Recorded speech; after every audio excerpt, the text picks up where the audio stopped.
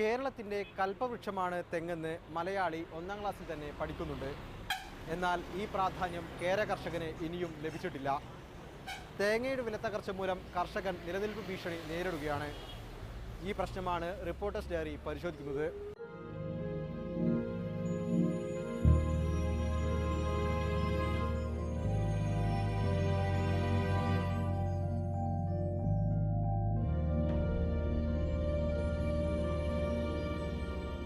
മുൻ വർഷങ്ങളെ അപേക്ഷിച്ച് നാളികേരത്തിന്റെ ഉൽപ്പാദനം രാജ്യത്ത് കുറഞ്ഞെന്ന് ഔദ്യോഗിക കണക്കുകൾ തന്നെ സമ്മതിക്കുന്നു. ഉൽപ്പാദനം കുറയുമ്പോൾ വില സ്വാഭാവികമായും കൂടേണ്ടതാണ്. എന്നാൽ നാളികേരത്തിന്റെ വില പകുതിയായി കുറഞ്ഞിരിക്കുന്നു. 1 കിലോ പച്ചത്തേങ്ങയ്ക്ക് 35 രൂപയുണ്ടായിരുന്നത് ഇപ്പോൾ 16 മുതൽ 18 രൂപ വരെയായി കുറഞ്ഞു. നാളികേര കൃഷിയെ ആശ്രയിച്ച് ജീവിക്കുന്ന കർഷകർക്ക് ഇത് വലിയ ആഘാതമാണ് സൃഷ്ടിച്ചിരിക്കുന്നത്. എനിക്ക് നല്ല വില ഉണ്ടായിരുന്നു. 30-35 റുപ്യൊക്കെ വില ഉണ്ടായിരുന്നു. 35 ഒക്കെ അധികം പോയിരുന്നു. 8 നല്ല 10-15 റുപ്യ നാളികേരത്തിനുണ്ടായിരുന്നു ഒന്നിന്. അവിടെ നിന്നൊക്കെ കുറഞ്ഞാണ് ഇപ്പോഴത്തെ 16 രൂപയ്ക്ക് എത്തിയത്. അപ്പോൾ അതിൻ്റെ ഒരു വ്യത്യാസം അറിയാമല്ലോ, പകുതിയും ഇല്ല. അതുകൊണ്ട് തെങ്ങിനുള്ള കൃഷി വളം ചെയ്യൽ ഇപ്പോൾ പോക്കാണ്. വളം ചെയ്യണമെങ്കിൽ വരുമാനം വേണമല്ലോ, അതില്ലാത്തത് കൊണ്ട് അതൊക്കെ അതേമാതിരി കിടക്കുകയാണ്. ഇവിടുത്തെ കച്ചവടക്കാർ കിലോന് 18, 19, 20 ഒക്കെ ആയിട്ട് എടുക്കലായിരുന്നു. അവർക്ക് ഇതൊക്കാതായപ്പോൾ അവരും നിർത്തിയത്. കച്ചവടക്കാർ പതിവൊന്നും എടുക്കുന്നില്ല. അവർക്ക് ഏതെങ്കിലും ആളോട് പണം കിട്ടാനുണ്ടെങ്കിൽ അത് മാത്രമേ ഇപ്പം വാങ്ങുന്നുള്ളൂ. 16 റുപ്യ 17 റുപ്യാണ് 1 കിലോ തേങ്ങ എടുക്കുന്നത്. അത് തുടങ്ങിയിട്ട് കുറേ കാലമായി. തേങ്ങ വലിച്ചാൽ 25 റുപ്യാണ് തെങ്ങുമ്പോൾ കയറുന്ന കൂലി. അത് കൊടുക്കുമ്പോഴേക്കും ഒന്നും ബാക്കിയാവില്ല. ഇതാണ് സ്ഥിതി.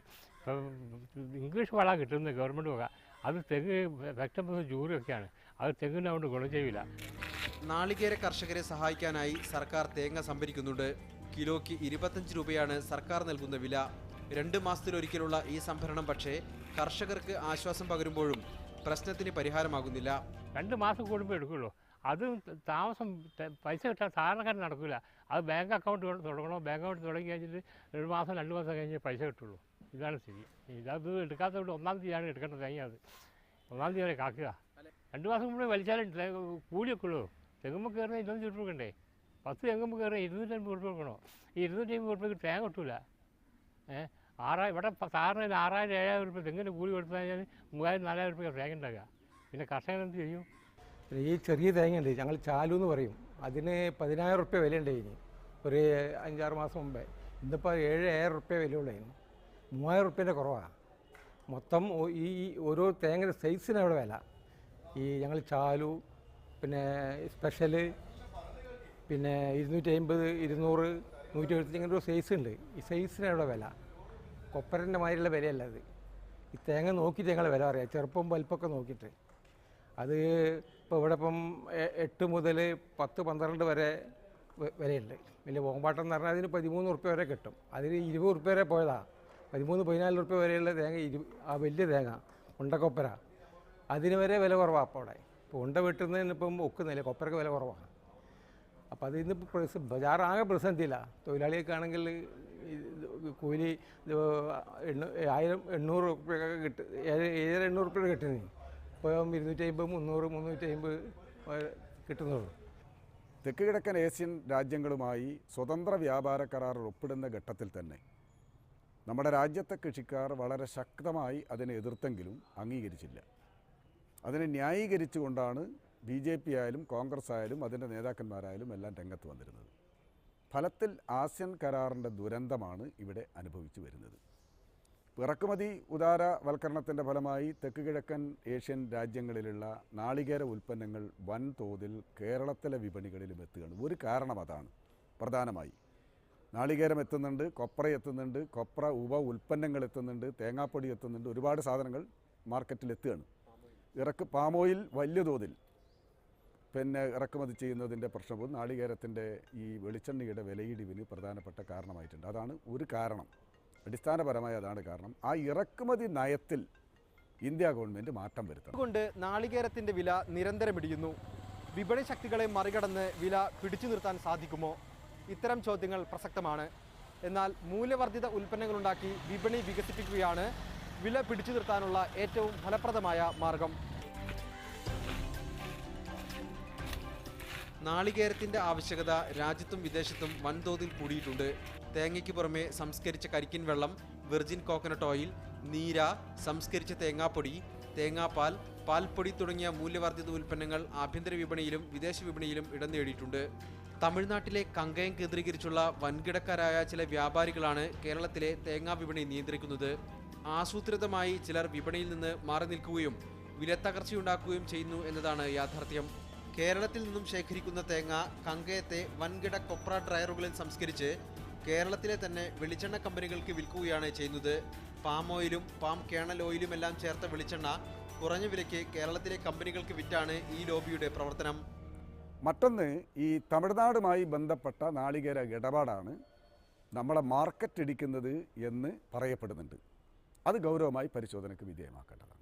ഈ തമിഴ്നാടിലെ നാളികേരം കേരളത്തിലേക്ക് കൊണ്ടുവന്ന് ഇവിടുന്ന് നാളികേരം അങ്ങോട്ട് കൊണ്ടുപോയി കൊപ്രയാക്കുക, കൊപ്ര ഇവിടെ കൊണ്ടുവന്ന് മില്ലുകളിൽ വെളിച്ചെണ്ണയാക്കുക, ഇങ്ങനെ തമിഴ്നാടിൻ്റെ മാർക്കറ്റിൻ്റെ ഒരു ഇടപെടൽ കേരളത്തിലെ നാളികേരത്തിൻ്റെ വിലയിടിക്കുന്നതിന് ഇടയാകുന്നുണ്ട്.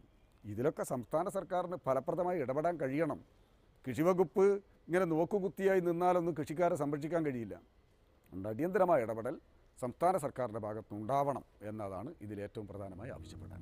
പ്രതിസന്ധി പരിഹരിക്കാൻ എന്തു ചെയ്യണമെന്ന ചോദ്യത്തിന് സർക്കാർ കൂടുതൽ വില നൽകി തേങ്ങ സംഭരിക്കണമെന്ന വാദമാണ് കർഷകർ ഉന്നയിക്കുന്നത്. സർക്കാർ നന്നാക്കിയിട്ട് 25 ഉറുപ്പിയുള്ള ഒരു 40 ഉറുപ്പ്യ 50 ഉറുപ്പ്യ ആക്കണോ കിലോന്. പച്ച തേങ്ങ 40 ഉറുപ്പ്യ 50 ഉറുപ്പ്യ ആക്കണോ. സാറിന് രക്ഷപ്പെടണമെങ്കിൽ 20 ഉറുപ്പ്യ 25 ഉറുപ്പ്യ കിട്ടിയിട്ട് വലിയ ഗുണങ്ങളൊന്നുമില്ല, ചെറിയൊരു മാറ്റം ഉണ്ടാവുള്ളൂ.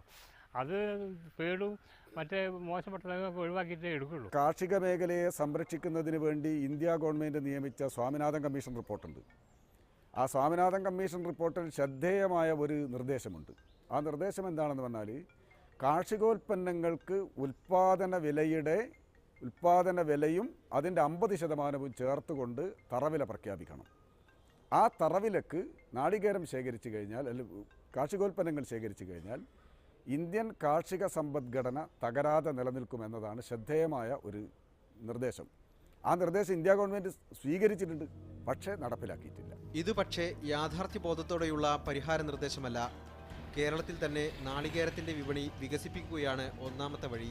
നാളികേര കർഷകരുടെ ഉൽപ്പാദക കമ്പനികൾ നിരവധി മൂല്യവർദ്ധിത ഉൽപ്പന്നങ്ങൾ നിർമ്മിക്കുന്നുണ്ട്. നാളികേര വികസന ബോർഡാണ് ഈ ഉൽപ്പാദക കമ്പനികൾ രൂപീകരിച്ചത്. 29 ഉൽപ്പാദക കമ്പനികൾ സംസ്ഥാനത്ത് പ്രവർത്തിക്കുന്നു. ഇതിൽ 6 കമ്പനികൾ വെളിച്ചെണ്ണ ഉൽപ്പാദിപ്പിക്കുന്നുണ്ട്. 20 ലക്ഷത്തോളം വരുന്ന കേര കർഷകർ അംഗങ്ങളായ സൊസൈറ്റികൾ നിയന്ത്രിക്കുന്ന ഈ കമ്പനികളെ ശക്തിപ്പെടുത്തിയാൽ തന്നെ നാളികേര വിപണി നിഷ്പ്രയാസം വികസിക്കും. ഫെഡറേഷൻ അടിസ്ഥാനത്തിലാണ് ഇപ്പോൾ നീര ചെത്തിക്കൊണ്ടിരിക്കുന്നത്. ഒരു ഫെഡറേഷനിൽ 1500 തെങ്ങെങ്കിലും ഇപ്പം എക്സൈസ് ഡിപ്പാർട്ട്മെൻറ്റിന് പെർമിഷൻ കിട്ടിയിട്ടുണ്ടെങ്കിൽ പോലും അത്തരം സ്ഥലത്ത് 100-150ഓളം ടെക്നീഷ്യന്മാർ ആവശ്യമുണ്ട്. പക്ഷേ അത്ര ടെക്നീഷ്യന്മാർ കിട്ടാത്ത ഒരു സ്ഥിതി ഉണ്ടെങ്കിൽ പോലും കിട്ടിയ സ്ഥലത്ത് ഒരാൾ ഒരു 5-8 തെങ്ങ് ചെത്താനെടുക്കുന്നുണ്ടെങ്കിൽ അവിടെയൊക്കെ കർഷകന് വമ്പിച്ച നേട്ടം ഉണ്ടായിട്ടുണ്ട്.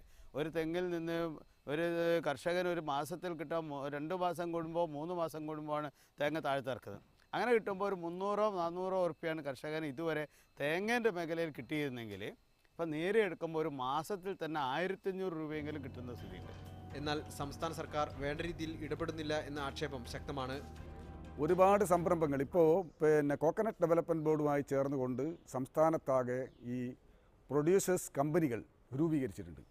ആ കമ്പനികൾ പലതും ചിലതെല്ലാം പ്രവൃത്തി പദത്തിലെത്തി, ചിലതെല്ലാം പാതി വഴിയിൽ കിടക്കുകയാണ്. അതിൻ്റെ പ്രവർത്തനം ത്വരിതഗതിയിൽ നടക്കുന്നുണ്ട്.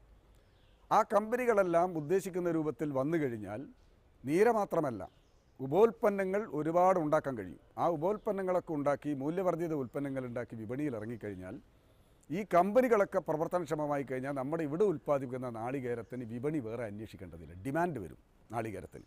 സ്വാഭാവികമായും വളരെ വേഗം അത്തരം കമ്പനികളെ പ്രോത്സാഹിപ്പിച്ച് അതിനാവശ്യമായ നടപടികൾ സ്വീകരിക്കുക. കമ്പനികൾ ഉൽപ്പാദിപ്പിക്കുന്ന ഉൽപ്പന്നങ്ങൾക്ക് മാർക്കറ്റ് കണ്ടെത്താൻ വേണ്ടി സംസ്ഥാന സർക്കാരും കൃഷിവകുപ്പും പ്രത്യേകമായ സഹായവും ചെയ്യണം. പ്രൊഡ്യൂസർ കമ്പനികളോട് ഒരു ചിറ്റമ്മ നയമാണ് സ്വീകരിക്കുന്നത്. കോക്കനട്ട് ഡെവലപ്മെൻറ്റ് ബോർഡും കൃഷിവകുപ്പും തമ്മിലുള്ള ഒരു പരസ്പര മത്സരമാണെന്ന് പറയപ്പെടുന്നു. അതിൻ്റെ ഫലമായിട്ടാണ് ഫലത്തിൽ നമ്മളെ പ്രൊഡ്യൂസേഴ്സ് കമ്പനികൾക്ക് സർക്കാർ ബജറ്റിൽ നീക്കിവെച്ച പണം ഇതുവരെയും കിട്ടിയിട്ടില്ല. അതുകൊണ്ട് പ്രൊഡ്യൂസേഴ്സ് കമ്പനികൾ വലിയ പ്രതിഷേധം സംഘടിതമായി സർക്കാരിന് മുമ്പിൽ ഉയർത്തിയിട്ടുണ്ട്. എല്ലാറ്റിലും സ്ഥാപിത താൽപ്പര്യമാണ്. അതിൻ്റെ ഫലമായി നീക്കിവെച്ച ഫണ്ട് തന്നെ കിട്ടാത്ത സാഹചര്യമാണുള്ളത്. ആ ഫണ്ട് കൂടി കിട്ടിയിരുന്നെങ്കിൽ നമ്മുടെ ജില്ലയിൽ ഈ സീസണിൽ നമ്മുടെ നാളികേരത്തിന് നല്ല വിപണി ലഭിക്കുകയും ഇതുപോലുള്ള വിലയിടിവിൽ നിന്ന് കുറേ പരിഹാരം ഉണ്ടാവുകയും ചെയ്യുമായിരുന്നു. കമ്പനി കൊണ്ട് എല്ലാ കാര്യങ്ങളും പരിഹരിക്കുമെന്നല്ല, എന്നാലും ആശ്വാസകരമായ നടപടികൾ സ്വീകരിക്കാൻ കഴിയും. കേരളത്തിലെ നാളികേര ഉൽപ്പാദക സംഘങ്ങളെ ഈ നാളികേര സംഭരണ ഏജൻസി നിശ്ചയിക്കണം. അവർക്കുള്ള സബ്സിഡി അല്ലെങ്കിൽ റിവോൾവിംഗ് ഫണ്ടോ കൊടുത്തുകൊണ്ട് എന്നിട്ട് അവർ നാളികേരം എടുക്കുകയും ആ നാളികേരം ഞങ്ങളുടെയൊക്കെ ഫെഡറേഷനിലൂടെ കൊപ്ര ഡയറുകൾക്ക് സാമ്പത്തിക സഹായം നൽകിക്കൊണ്ട് കൊപ്ര ഡ്രയറുകൾ ഉണ്ടാക്കിക്കൊണ്ട് കൊപ്രയാക്കാനും ആ കൊപ്ര കമ്പനിയിൽ വെച്ച് വെളിച്ചെണ്ണയാക്കാനും കൊപ്ര തന്നെ എക്സ്പോർട്ട് ചെയ്യാനുള്ള സ്ഥിതി, അങ്ങനെ ഒരു സമാന്തരം ഇപ്പം നടക്കുന്ന കച്ചവട മേഖലയ്ക്ക് സമാന്തരമായിക്കൊണ്ട് കർഷകരുടേതായിട്ടൊരു മേഖല ഉണ്ടായിക്കഴിഞ്ഞാൽ ഈ വില കർഷകന് നിശ്ചയിക്കാൻ കഴിയും. കാരണം പച്ചത്തേങ്ങ മുഴുവൻ കർഷകൻ്റെ അടുത്താണുള്ളത്. ഈ കർഷകൻ തന്നെ അത് സംഭരിച്ച് സംഘങ്ങളിലൂടെ സംഭരിക്കുന്നു, അതിന് വില കൊടുക്കുന്നു, അത് ഫെഡറേഷനിലെത്തിച്ച് അത് കൊപ്പരയാക്കി എടുക്കുന്നു, കൊപ്പരയാക്കി കമ്പനിയിലെത്തി വെളിച്ചെണ്ണയാക്കുന്നു. വെളിച്ചെണ്ണ മാർക്കറ്റ് ചെയ്യാൻ കഴിയും, അതുപോലെ കൊപ്പരയും മാർക്കറ്റ് ചെയ്യാൻ. ഇപ്പം തന്നെ കുറേ അന്വേഷണങ്ങൾ വന്നിട്ടുണ്ട്, നല്ല കൊപ്പര തരാൻ കഴിയുമോ എന്ന് ചോദിച്ചുകൊണ്ട്. അപ്പോൾ അതുവഴി കർഷകന് തന്നെ ഇത് വിറ്റഴിക്കാൻ കഴിയും. അതിനുള്ള സാമ്പത്തിക സഹായം റിവോൾവിംഗ് ഫണ്ട് കൊടുത്തുകൊണ്ട് പച്ചത്തേങ്ങ സംഭരണത്തിന് സംഘങ്ങളെ സഹായിക്കണം. അതുപോലെ തന്നെ തദ്ദേശ സ്വയംഭരണ സ്ഥാപനങ്ങൾക്ക് പോലും കഴിയുന്നതാണ് ഈ ഡ്രയറുകൾ സ്ഥാപിക്കാനുള്ള സഹായം ചെയ്യുക എന്നുള്ളത്. തേങ്ങയുടെയും അതിൻ്റെ മൂല്യവർദ്ധിത ഉൽപ്പന്നങ്ങളുടെയും വിപണിയിൽ മായം തടയുക എന്ന ലക്ഷ്യത്തോടെ യോജിച്ച ഇടപെടൽ ഉണ്ടാകുകയാണ് രണ്ടാമത് വേണ്ടത്. കേരളത്തിൽ വിൽക്കുന്ന വെളിച്ചെണ്ണയുടെയും കൊപ്രയുടെയും ഗുണനിലവാരം ഉറപ്പാക്കണം. മായം ചേർത്തതും വില കുറഞ്ഞതുമായ വെളിച്ചെണ്ണ വിപണിയിൽ എത്തുന്നില്ലെന്ന് ഉറപ്പാക്കിയാൽ തന്നെ പ്രശ്നപരിഹാരം എളുപ്പമാകും. രാജ്യത്ത് പാമോയിൽ ഇറക്കുമതിക്ക് ഒരു നിയന്ത്രണവുമില്ല. ഇറക്കുമതി ചെയ്ത പാമോയിലാണ് തമിഴ്നാട്ടിലെ റേഷൻ കടകൾ വഴി വിതരണം ചെയ്യുന്നത്. ഈ പാമോയിലിന് തമിഴ്നാട് സർക്കാരിൻ്റെ സബ്സിഡിയും ലഭിക്കുന്നുണ്ട്. വെളിച്ചെണ്ണയുടെ സ്ഥാനം പാമോയിൽ കൈയടക്കുകയാണ് ഇവിടെ. മായം ചേർത്ത വെളിച്ചെണ്ണ കേരളത്തിലേക്ക് ഏറ്റവും അധികം എത്തുന്നത് തമിഴ്നാട്ടിൽ നിന്നാണ്. ഈ സ്ഥിതിക്ക് മാറ്റമുണ്ടാകണം. ജനങ്ങളുടെ ആരോഗ്യവും കേര കർഷകന്റെ നിലനിൽപ്പും ലക്ഷ്യമിട്ടുള്ള ഇടപെടലുകൾ ഭരണകൂടത്തിന്റെ ഭാഗത്തു നിന്ന് ഉണ്ടായാൽ സ്ഥിതി മാറും. ശുദ്ധമായ വെളിച്ചെണ്ണയാണ് വിപണിയിലെത്തുന്നതെന്ന് ഉറപ്പാക്കാനാകണം. അങ്ങനെയെങ്കിൽ കേര കർഷകന് മികച്ച വില ലഭിക്കും. ജനങ്ങളുടെ ആരോഗ്യം സംരക്ഷിക്കാനും ഇതുവഴി സാധ്യമാകും.